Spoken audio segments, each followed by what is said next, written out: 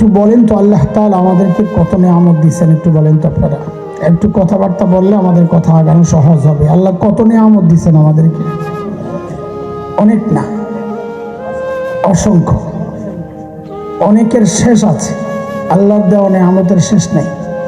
আর আল্লাহ কোরআনে এমনটাই বলেছেন, ওয়া ইন তাউদ্দু নি'মাতাল্লাহ وَإِن تَعُدُّوا نِعْمَةَ اللَّهِ لَا تُحْصُوهَا إِنَّ الْإِنسَانَ لَظَلُومٌ كَفَّارٌ। আল্লাহ বলেন, বান্দা এত নিয়ামত দিছি, যদি গণো ওই নিয়ামত শেষ করতে পারবা না।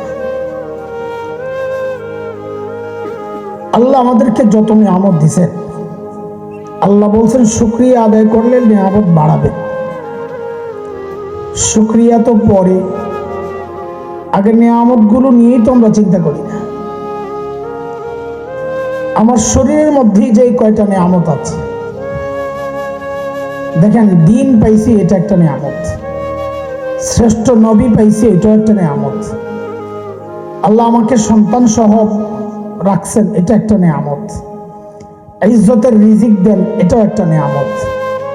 কিন্তু শুধু শরীরের মধ্যেই যদি দেখি যতগুলো নিয়ামত, এই নিয়ামতগুলো নিয়ে আজকে আমি সহ, আমিও আসামি।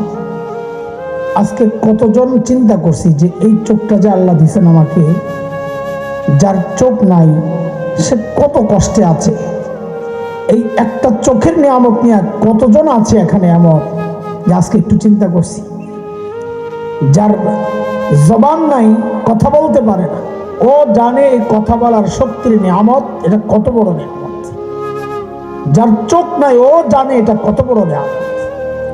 যার হাত পাও নাই, ও জানে এটা কত বড় নিয়ামত। নিঃশ্বাস নিতে পারে না, অক্সিজেন লাগায় রাখছে, ও জানে এটা কত বড় নিয়ামত। সুস্থতা, হসপিটালে যারা দৌড়াচ্ছে, ও জানে এই সুস্থতা কত বড় নিয়ামত। আল্লাহ তাআলা আমাদেরকে আকল দিছেন। পাগল দুনিয়ার সব কিছু পাইলেও পাগলের সব বেকার, কিচ্ছু নাই। আল্লাহ এই আকল আমাকে দিছেন। আল্লাহ কিছু জ্ঞান দিয়েছেন, আমাকে জাহেল বানান নাই, এটা আরেকটা নিয়ামত। এত এত নিয়ামত আল্লাহ আমাকে কেন দিছেন? কেনটা একটু বুঝেন, কেন দিছেন এই নিয়ামত আল্লাহ? একজন বাবা অঢেল সম্পদের মালিক মনে করেন, হিসাব ছাড়া। তার এক ছেলে পরবর্তী তার এই ব্যবসা বুঝে নিবে। বাবা ছেলেকে হঠাৎ করে এই ব্যবসার সম্পদ বুঝাইয়া দিবে না। কি করে আমরা দেখেছি, বড় বড় লোকদের ছোট্ট একটা ফ্যাক্টরি খুলে দেয়, দেখে তুমি এটা চালাও কদিন, পরীক্ষামূলক। যদি দেখে সে ওই ছোট্ট ফ্যাক্টরিতে ভালো করেছে, তো আরেকটু বাড়াইয়া দেয়, আরেকটু বাড়াইয়া দেয়। এরপর তার পুরা সাম্রাজ্য ছেলের হাতে বুঝাইয়া দেয়। কিন্তু যদি দেখে বান্দা ফেল করছে, ছেলে ফেল করছে, লস করছে, তো বলবে এখনো তোমাকে বুঝাইয়া দেওয়ার সময় হয়নি। আর যদি দেখে সে নষ্ট করতেছে, একেবারেই বঞ্চিত করে দেয়। অনেকে আছে যে ভাই হয়তো আমার সন্তান না। আল্লাহ তাআলা আমাদেরকে দুনিয়ায় যত নিয়ামত দিছেন, এই সমস্ত নিয়ামত গুলো আল্লাহর পক্ষ থেকে আমাদের কাছে আমানত। আচ্ছা, কয়টা চারটা শব্দ মুখস্থ করেন, তাহলে পুরো কথাটা বুঝতে সহজ হবে। বলেন, 1 নম্বর নিয়ামত, আমানত, হেফাজত, জান্নাত। বলেন আবার, নিয়ামত, আমানত, হেফাজত, জান্নাত। আল্লাহর অসংখ্য নিয়ামত আমাদেরকে আল্লাহ দিয়েছেন আমানত হিসাবে। এটা আমানত, যে আমি যেভাবে বলি এই আমানতের ব্যবহার হয় কিনা। তো আমাদের কাছে আল্লাহর এই নিয়ামতগুলো আমানত। আমানতের জিনিস ইচ্ছা মতো ব্যবহার করা যায় না। আমানতের জিনিস এটা আমানতই রাখতে হয়, নষ্ট কোনো না হয়, এটা খেয়াল রাখা। আমাদের দায়িত্ব হচ্ছে হেফাজত, আমানতের হেফাজত। এই হেফাজত আমি কেমনে করব বোঝানোর জন্যই আল্লাহ নবীদেরকে পাঠাইছেন সাল্লাল্লাহু আলাইহি ওয়াসাল্লাম। ধরেন আমাদের নবী আমাদের কাছে আসছেন, কেন আসছেন? আল্লাহ কেন পাঠাইছেন? যে আল্লাহর দেয়া আমানতের হেফাজত আমি কেমনে করব। একটা ছোট্ট উদাহরণ দেই, বোঝা সহজ হবে। এখন ধরেন আপনি একটা স্যুট বানাইতে দিয়েছেন কোন দোকানে, যত দামি দোকান হবে ব্র্যান্ডের, তারা মাপটা অত সুন্দর করে নিবে, অত গুরুত্ব দিয়ে নিবে, যত টাইম লাগায় দেয়, আধা ঘন্টা 1 ঘন্টা মাপের মধ্যে লাগায় দেয়, কাস্টমাররে এটা দেখাইয়া ওরা দুর্বল করে যে আমরা এত ভালো দোকান।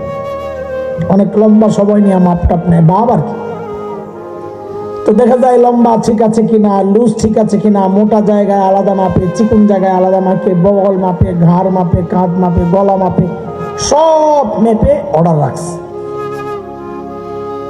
ডেলিভারি যেদিন দিবে, আনতে যাবে, তো গিয়ে দেখে কি ওই স্যুটের হাতা একটা তো লম্বায় ঠিক আছে, আরেকটা অর্ধেক।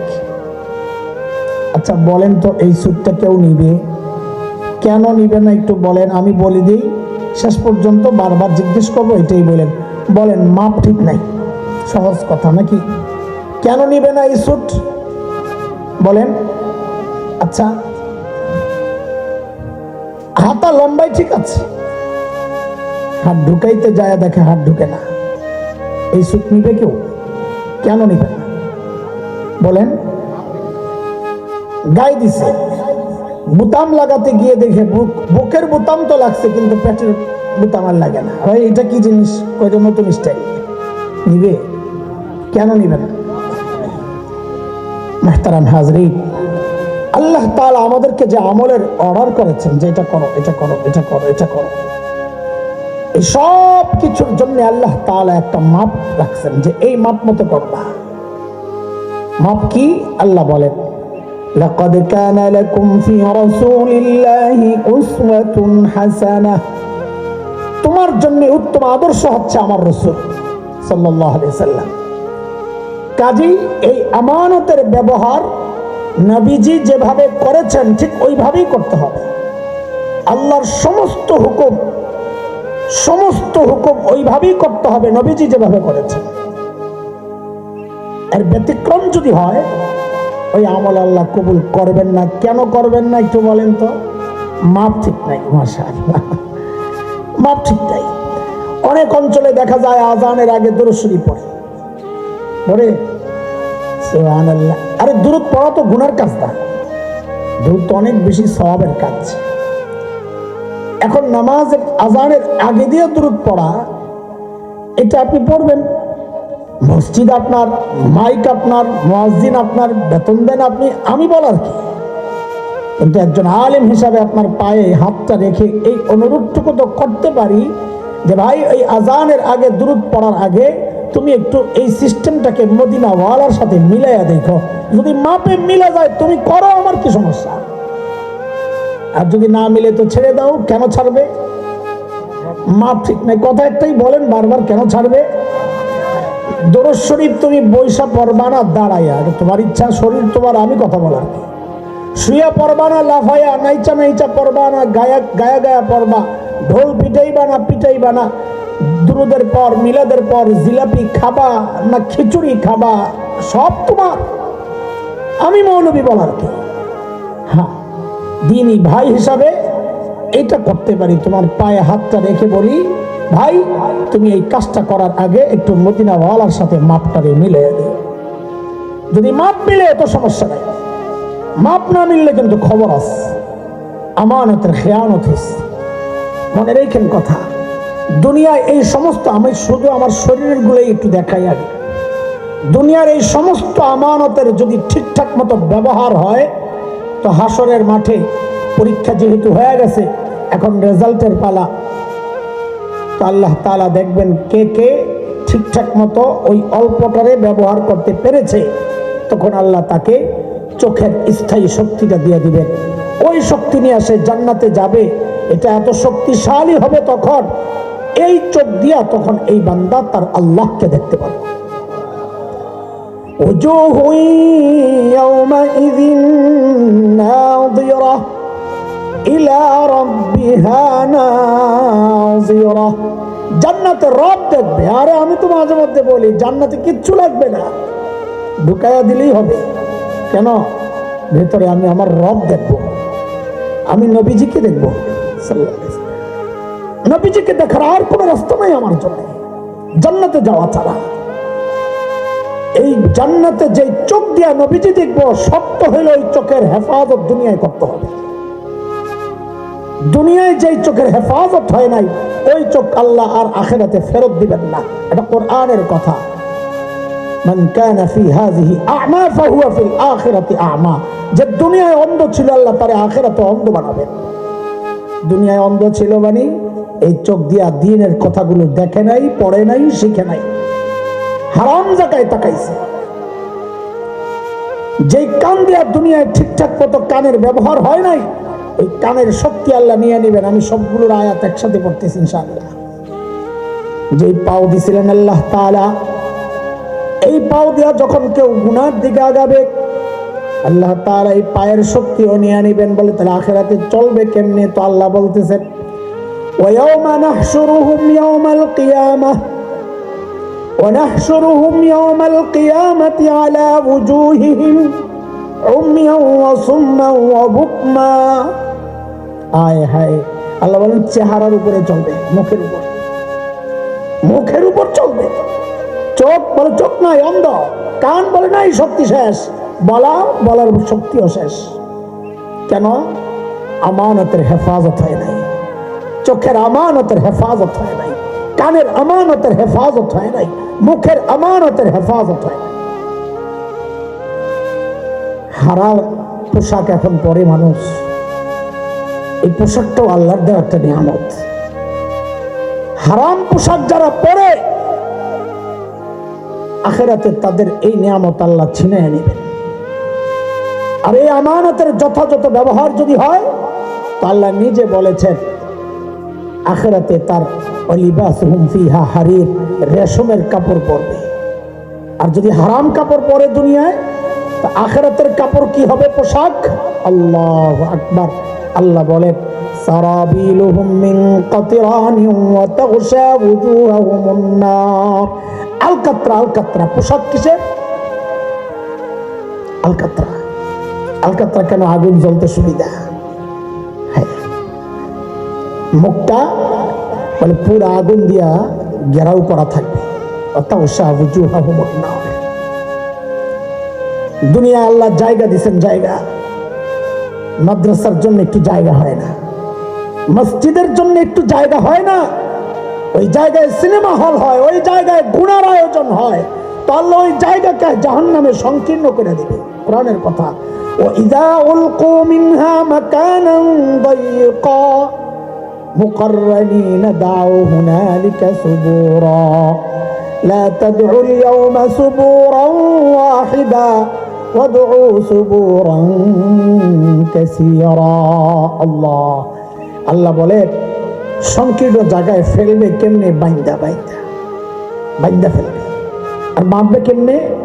ওই হাসরের মাঠ থেকে টাইনা টাইনা চেঁচায়া চেঁচায়া নিবে। খুযুহু ফাগুল্লু সুম্মাল জাহিমা সাল্লু সুম্মা ফি সিলসিলাতিন যারউহা ৭০ যিরাআন ফাসলুকু। আল্লাহ ফেরেশতাদেরকে হুকুম করবেন, ওরে ধর, ও আমানতের খেয়ানত করছে, ওরে ধর, ওরে পেঁচায়া পিটা, ওরে বাইন্দা চেঁচায়া হেঁচায়া লয়ে যা। বলে কি দিয়া পেঁচাবে? বলে ৭০ গজ লম্বা শেকল দিয়া। কেমনে পেঁচাবে? মনে করছেন পিছে দিয়া না বান দিব না? হায় হায়। হযরত ইবনে আব্বাস বলেন কেমনে পেঁচাবে জানো? শেকলের একটা মাথা নাকের ছিদ্র দিয়া ঢুকাইয়া পায়খানা রাস্তা দিয়া বের করে পেঁচে লা হাওলা ওয়ালা কুওয়াতা ইল্লা বিল্লাহ। ভাবছেন আগুনে পুড়ে গেলে তো শেষ, একবারই তো শেষ। তা আল্লাহ বলতেছেন কুল্লামা নাদিজাত জুলুদুহুম বাদদালনাহুম জুলুদান গায়রাহা লিয়াযুকুল আযাব। বান্দা এমনটা ভাইব না যে একবার পুরা শেষ, একবার জ্বলবে আমি নতুন চামড়া লাগাই দেব। জ্বলবে তো আবার নতুন চামড়া লাগাই দেব। এখন তো নিশ্চিন্তায় চোখ দিয়া যা মনে চাই দেখতেছি, তাই না? কান দিয়া যা মনে চাই শুনতেছি, এই চোখ এই কান আল্লাহর আদালতে আমার বিরুদ্ধে সাক্ষী দিবে, সব আমার বিরুদ্ধে চলে যাবে। কেন? নিয়ামতের খেয়ানত হইছে, আমানতের খেয়ানত হইছে। অথচ এই পাওগুলা যদি ভালো কাজে ব্যয় হইতো, ভালো কাজে যদি এই পাওয়ার ব্যবহার হইতো, তো আল্লাহ তাআলা বলেন ওয়াসিকাল্লাযীনা তাকাও রাব্বাহুম ইলাল জান্নাতি যুমারা, জান্নাতের দিকে দৌড়ায়া দৌড়ায়া যাবে। হাতের ব্যবহার হইছে তো হাতে, ডান হাতে আমলনামা দিয়া পাঠায়া দিবে, যাও জান্নাতে চলে যাও। ভালো ব্যবহার হয় নাই তো আর নাই, বাম হাতে দিয়া বলবে যা জাহান্নামে চলে যা। এই জন্যে দোস্ত, হেলায় খেলায় এই নিয়ামতগুলো, এই আমানতগুলো হেলায় খেলায় ব্যবহার না করা। সময় একটা নিয়ামত। ও যুবকরা, সময় একটা নিয়ামত। আল্লাহ যে সমস্ত নিয়ামত সম্পর্কে আলাদা আলাদা জিজ্ঞেস করবেন, সময় একটা, জীবন সম্পর্কে, যৌবন সম্পর্কে আল্লাহ জিজ্ঞেস করবেন। আরে আমি গুনাহগার, মাঝে মধ্যে যখন মনে করি হায় যৌবনের 40টা বছরের কাছাকাছি, প্রায় 37 বছর যৌবনের পার করছি, বালেগ হওয়ার পর প্রায় 37টা বছর পার হচ্ছে। আরে প্রত্যেক দিন যদি একবার করে সুবহানাল্লাহ পড়তাম তো আজকে আমল নামায় কতগুলা সুবহানাল্লাহ জমা হইত। প্রত্যেক দিন যদি 2 রাকাত নফল নামাজ পড়তাম তো আজকে কতগুলো নফল নামাজ জমা হতো। হাই কি করলাম, হাই কি করলাম। যুবক, এখন শক্তি আছে, মনে করছো যে বয়স হলে পড়বা, তখন মন চাইবে, শরীর সায় দিবে না। এখন অনেক কিছু মন চায়, শরীর সায় দেয় না। এই জন্য সময় থাকতে সময় কাজে লাগাও। সময় নষ্ট এই সমাজের এক সবচেয়ে ভয়ঙ্কর দিক, খারাপ দিক হয়ে গেছে সময় নষ্ট। এক মোবাইল আসছে তো তসবিহ পড়ে গেছে, এক মোবাইল আসছে তিলাওয়াত ছিটে গেছে। আল্লাহওয়ালাদের কাছে যায় সময় দেওয়া, এগুলো নাই, সারাক্ষণ টিপা টিপি টিপা টিপি টিপা টিপি। হায়, আমাদের বুজুর্গরা বলেন সময় নষ্ট করা এটা মৃত্যুর চেয়েও মারাত্মক। কেন? মৃত্যু মানুষকে তার দুনিয়ার আপনজন থেকে আলাদা করে, মৃত্যু মানুষকে দুনিয়া থেকে সর্বোচ্চ আলাদা করে, আর সময় নষ্ট মানুষকে তার রব থেকে বিচ্ছিন্ন করে। চিন্তা করতেছে, রব থেকে বিচ্ছিন্ন করে। গজব যে আসতেছে, এমনি আসতেছে। খালি বলে প্লেট সরে গেছে, এটা হয়েছে বিজ্ঞান, বৈজ্ঞানিক, এই চিন্তা ওই চিন্তা ওই চিন্তা। সরল কেন প্লেট? ভূমিকম্প হয়েছে, নিচের বলে জোড়া আছে, জোড়া ছুটে গেছে, ছুটলো কেন? মানলাম জোড়া ছুটার কারণে, প্লেট সরে যাওয়ার কারণে ভূমিকম্প হয়েছে, মানলাম, ছুটলো কেন? ছুটলো কেন? নবী আলাইহিস সালাম কিছু আলামত বলেছেন, এই কারণে ছুটে। এগুলো আল্লাহর গজব, সাময়িক একটু সতর্কতা, চূড়ান্ত শাস্তি তো আখিরাতে রয়েছে। আল্লাহ আমাদেরকে হেফাজত করেন, আল্লাহ হেফাজত করেন। ভাই, ছোট্ট করে 2টা কথা বলি, কথা কম, ছোট্ট করে বলি। সেটা হচ্ছে, আমার সাথে ওয়াদা করেন যে কোনো নেকি, নেকি যতই ছোট হোক, এইভাবে বলেন, বলেন সবাই, নেকি যতই ছোট হোক ছাড়বো না, বলেন ইনশাআল্লাহ। গুনাহ যতই ছোট হোক করব না, ইনশাআল্লাহ। এখন এটা করার পদ্ধতি কি? নেকি ছোট্ট ছোট্ট নেকিও যেন না ছুটে, আমি এত সতর্ক কেমনে থাকবো? এটা খুব সহজ। যে কোনো কাজ করার সময় একবার খালি চিন্তা করব, এই কাজটা আমার নবীজি কিভাবে করেছেন, বাস, আর কিচ্ছু লাগবে না, মাপ ঠিক হয়ে যাবে। নবীজি খান নাই, বলেন, পান করেন নাই, ঘুমান নাই, টয়লেটে যান নাই, জামা পরেন নাই, জুতা পরেন নাই, বাজারে যান নাই, বিবির সাথে কথা বলেন নাই, সম্পর্ক ছিল না, সব করেছেন, বৈধ সব কাজ করেছেন। এসব কাজের একটা পদ্ধতি আছে, এটাকে বলে সুন্নাহ। কি বলে? সুন্নাত। আমরা সহজে যেটা বলি সুন্নাত। আমি ছোট্ট ছোট্ট নেকি ছুটবে না কখন? যখন আমার জীবনের স্বাভাবিক কাজগুলো, এগুলোকে বলে জরুরত। আমরা কি বলি? খাওয়া কি একটা জরুরত, আমার প্রয়োজন। পান করা কি জরুরত। ঘুমানো কি জরুরত। আমাদের বড়দের কি সুন্দর কথা, প্রত্যেকটা জরুরতের সাথে যখন সুন্নত লেগে যাবে, মানে ওই জরুরতটা যখন সুন্নত তরিকায় হবে, খাওয়া একটা জরুরত যখন খাওয়াটা সুন্নত তরিকায় হবে, পান করা একটা জরুরত যখন এই জরুরতটা সুন্নত তরিকায় হবে, সুন্নতের এত পাওয়ার, সুন্নতের এত বরকত, তখন ওই জরুরতটার জরুরত থাকে না, ওই জরুরতটা তখন ইবাদত হয়ে যায়।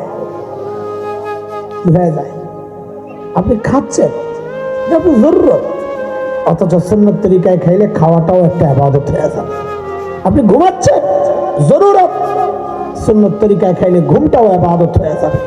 আরে টয়লেটে যাওয়া এটা কত ঘৃণিত কাজ, মানুষ জরুরত না হলে ওখানে যাবে, সবচেয়ে ভয়ঙ্কর জরুরত এটা। অথচ এই কাজটাও যদি সুন্নত তরিকায় হয়, ওই টয়লেটে যাওয়া বের হওয়া সওয়াবের কাজ হয়ে যাবে। তখন দেখা যাবে ছোট্ট ছোট্ট নেকিগুলো ঠিকছে না। এক, গুনাহ যতই ছোট হোক করব না, এর জন্য পদ্ধতি কি? হয় আমরা বলে কথা বলে গুনাহ করি, অথবা কাজের মাধ্যমে গুনাহ করি, এই তো নাকি? তো এখন থেকে যে কোনো কথা বলার সময়, বলেন আমার সাথে, যে কোনো কথা বলার সময়, যে কোনো কাজ করার সময়, বলেন তো, যে কোনো কথা বলার সময়, যে কোনো কাজ করার সময়, যে কোনো কথা বলার সময়, যে কোনো কাজ করার সময় একবার শুধু চিন্তা করব, এই যে বললাম, এই যে বলছি, এই যে করছি, এই বলার দ্বারা, এই করার দ্বারা আমার আখিরাতটা বরবাদ হচ্ছে না তো? আমার আখিরাতের কোনো ক্ষতি হচ্ছে না তো? খোদার কসম, কথা বলার সময় যে মানুষ এই চিন্তা করবে, সে মিথ্যা বলতে পারবে না, সে কারো উপর অপবাদ দিতে পারবে না, সে কারো শিকায়ত করতে পারবে না, গীবত করতে পারবে না, গালাগালি করতে পারবে না, ফালতু কথা সে বলতে পারবে না। কারণ বলার সময় তার চিন্তা আসবে, আরে এই কথা বললে তো আমার আখিরাত বরবাদ হয়ে যাবে। যে কোনো কাজ করার সময় যখন সে চিন্তা করবে আমার আখিরাত বরবাদ হচ্ছে না তো, তখন অটোমেটিক দেখা যাবে তার গুনার কাছ থেকে তার বাচ্চা তার জন্য সহজ হয়ে যাবে ইনশাআল্লাহ। এই জন্য এই একটা স্লোগান আমাদের বানায় নেওয়া, এটা আমাদের শেখ আব্দুল গফফার, ঢাকার ঢালকানগর মাদ্রাসার শেখুল হাদিস, অনেক বড় আলেম বুজুর্গ, হুজুর এই কথাটা খুব বলেন, নেকি যতই ছোট হোক ছাড়বো না, গুনাহ যতই ছোট হোক করবো না। এই ছোট্ট 2 লাইনের উপর যদি মানুষ চলতে চায়, সারা জিন্দেগি তার আর ওয়াজ শোনা লাগবে না, এই 2 লাইনের ওয়াজ তার জান্নাত পর্যন্ত তাকে পৌঁছায় দেবে।